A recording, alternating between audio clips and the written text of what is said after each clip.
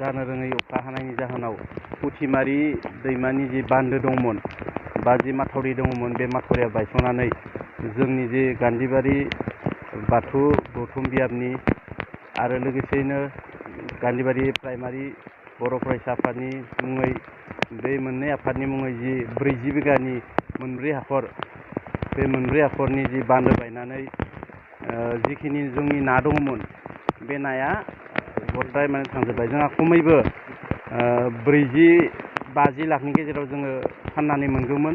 दा बेखायनो जोंनि जिखिनि खहा जालांबाय बे खहा जालांनायखौ जाहाथे जोंनि गोदान सरखार बिटिआर सरखार बिथां प्रमद सार बिथाङा जोंनो एसेबाबो सहाय होयो बेखौ आं लुबैयो।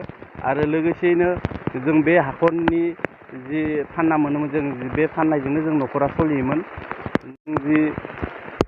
जिखिनि जों फानना मोनोमोन बे हाखरजोंनो जोंनि जे आफाद दालाइ आफादा सोलियोमोन। आरो लोगोसे जोंनि जे बाथौ गौथुम बे बाथौ गौथुमाबो बेजोंनो सोलियोमोन।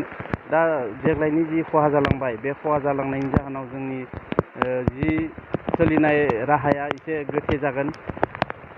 बेखायनो आङो खावलायहरो जाहाथे जोंनि बिटिआर सोरखार मानगोनां प्रमद बर' सारा एसे सहाय होफैयो।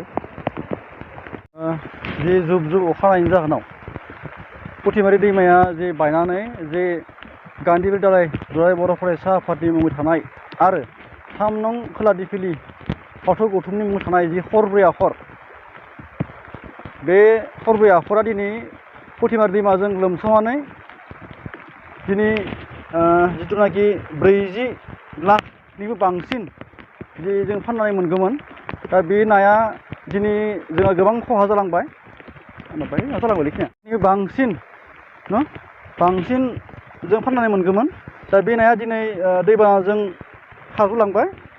दा आं बेखौनो आसा खालामो जाहाथे आरज गाबो बिटिआर सरकारनि जे सार बिथां प्रमद बर'सिम बिथाङा जाहाथे जे जोंनि खहा जालांनाय जि